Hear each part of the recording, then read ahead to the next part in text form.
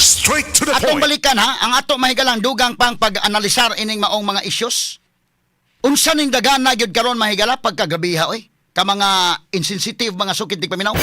Mo ni kuyaw nga mo ni mga tao day delikado niya karon chanting-chanting pala ng ila. Katong mga aktivista mahigala o katong mga dili aktivista nga na mo apil na sa rally. Mo apil na sa pagbaktas kalsada gumikan ining maong mga panghitabo karon. Kay kita tanan apektado man ining mga pagbaha-baha. Ha? Karon gihimuan nag-chanting nga bag-o. Kasama to chanting sa mga aktivista nga kasagaran katumantong kuan. Bayan, bayan ko, di patapos ang laban mo. Revolusyon ni Bonifacio, isulong mo, isulong mo. Sito ka na sa Idol Boy kaya na. Karon gihimuan nagbag-on chanting, Martin, Martin magnanakaw. Ako lang ipatis-practice kung tingog, pwede na ba kaning apil og lali? More or less sa gintingoga mahigala pero giapil ni Grally madadaan ni.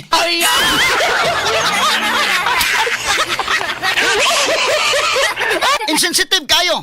Ang mga tao ini dayo moralis lang. May lang ang tao kutob lang sa chanting-chanting. I hope walay mahitabo mahigala nga kinini ang mas pariha sa Nepal o sa Indonesia. I hope madutlan unta ang taon si Martin. Ura gahi man gyud kayo mahigalag panit ni siya. Ha? Nya, kining mga limang kananay daghang ipanggutom niya, ikaw magpabayad-bayad ka. Sagdi na ito mga nipo babies, kaya murag ito may mga buot inday kin. Pero kining papa ni Arjo, Ataydi, Congressman Arjo Ataydi, ngilngiga oy mura man mahigalag. Pagkawa gyoy, pagka-insensitive yun. Unya nga man, nga ang lower house, dawa may natandog nila, mga sukintig paminaw. Mauni ang giingon karon dili sa mga senador. Nga man nga kung ang usa ka witness, ang i-mention nga ang senador, tandog man ang Senate, change leadership, ang Senate, unsa may direksyon ani. Ngano nga dunay mga congressmen nga nanga-mention, wa man lay nahitabo, murag wa man lang.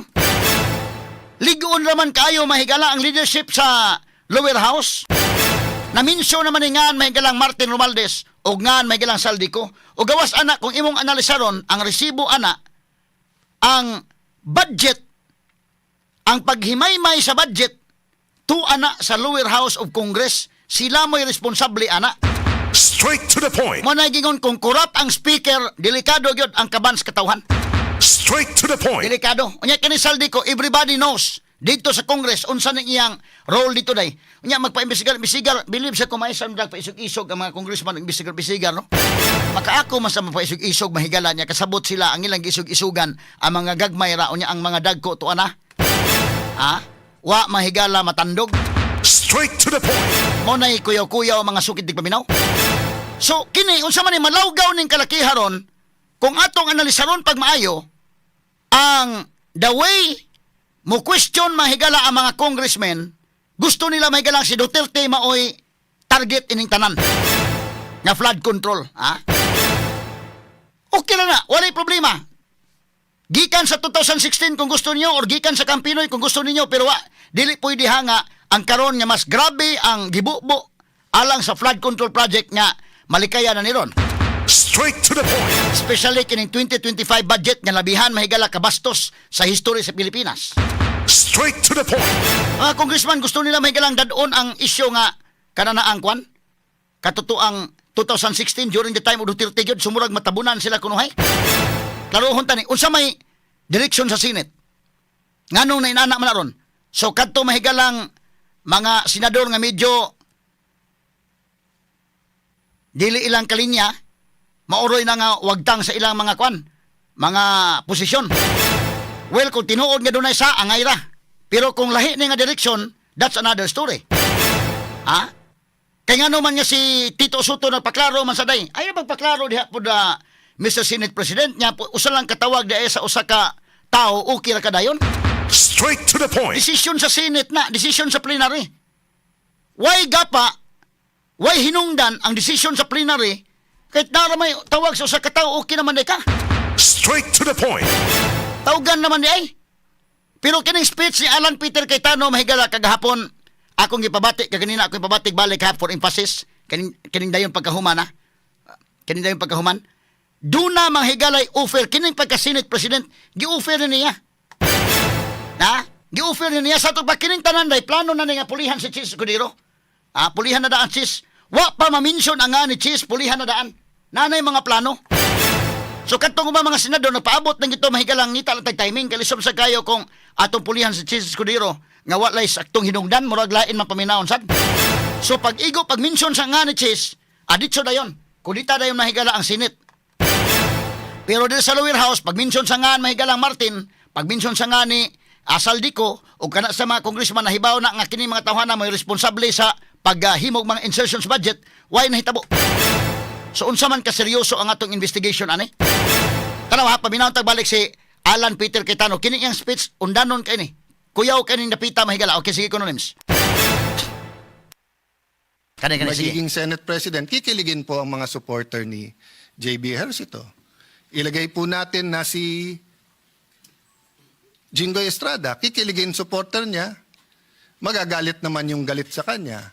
So, we respect the majority and your prerogatives, Mr. President, di ba? Wala akong kinausap na senador over the weekend. In fact, nahiya ako sa minority because ang paalam ko sa kanila, minority leader. Di ba? But I can tell you straight in everyone's faces with all humility, dahil alam nyo to, you offered me the Senate presidency in 2016. Pero ang kasama doon ay magiging Justice Committee si Leila de Lima na alam kong ang tanging pakay ay tanggalin si Duterte plus other committees that I did not agree with. That was the cost. Hindi ko kayang bayaran yung cost na yon. Hindi ko kayang bayaran yung cost na yon. So, I lost it. Napunta kay Coco Pimentel and it was good for the country, Panay Mindanao. But yun yung cost. Oh, it was offered to me again last month. But sabi ko, hindi ko kayang saksakin sa likod. Kahit sa harap, hindi ko kayang saksakin si Chis Escudero. So humanap ng ibang kandidato. And I think, at this time, Senator Soto has a role to play. Okay. And he is Senate President. Freeze. Kana nga revelation ni Alan Peter Cayetano ngilingig ka na day. Kanang pagkahimo ni mong Senate President, dili na basta-basta na anay mga trade-off diha. Doon na mga higalay, mga kasabutan, nawato ni mo na mga conditions. Ha? Nga mo na giingon ni Alan Peter, kini nga revelation ko yaw ni. Natong 2016, na ay offer ana, pero mo ni inyong butoy, mo ko yung Senate President, pero si Leila de Lima ibutang na to og Committee on Justice, nga kahibaw siya, ang tuyo ra gyud mahigala, tangtangon si Duterte. So, dili niya kaya. Unya, last month, so meaning, wa pa ma-mention ang nga ni Chis Escudero day. Doon na na'y plano daan nga ilisan si Chis. Unsa may tuyo ka, ani nga nung inanay man andagan. Ha? Ngano ka? Di ka ni mahigala related na, ngadto na unya, pagpangandam na, positioning na, aron by February of 2026, pag-refile sa impeachment complaint ni Sara tuloy-tuloy na, kaya ang Senate President, si Tito Soto na. Straight to the point. Dili kalikayan nga ma-appeal gyud na mahigala sa pagdudas mga tao delikado niya ay murag lahi ning dagana ay. Murag positioning naman ni. Positioning naman kay si Tito Soto sa mahigala medyo di man sa ganahan sa mga diskaya kay nganong kuno i-appeal.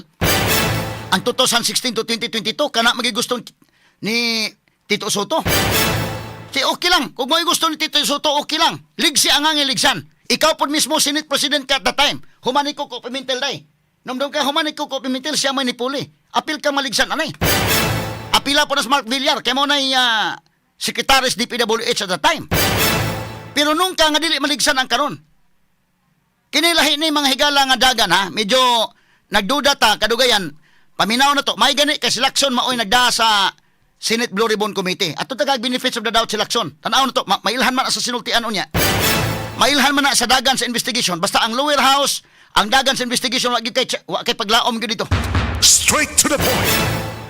Dili seryoso nga masulbad ning problema sa bahaday. Mo nay klaro-klarong gilawgaw mahigala ang investigasyon. Kay bawo po sila o dili na lawgawon, sila po'y maigo. Straight to the point. Ang Senate maunta itong paglaom. Batanaw na to dili ba ni mulikoy unsay direction under the leadership of Tito Soto. Kanalanda ang tawgan-tawgan lang siyang Martin okay na di ay kang ngilad na paminawon. Naunsa man ang pagka-independente mahigala sa Senate.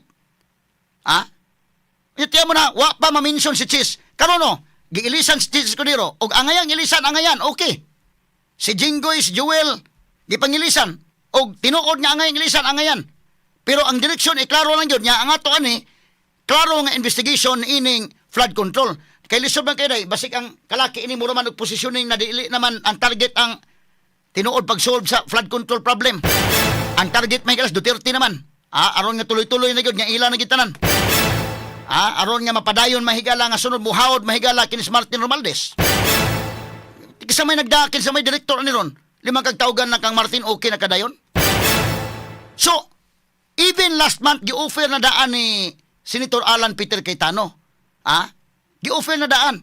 Wa niya dawata mga sukit di paminaw. Kini mga senadora kasabot ni unsay duwa diha, kasabot ni exactly unsa ni ang mga panghitabo diha hasta ni mga congressmen.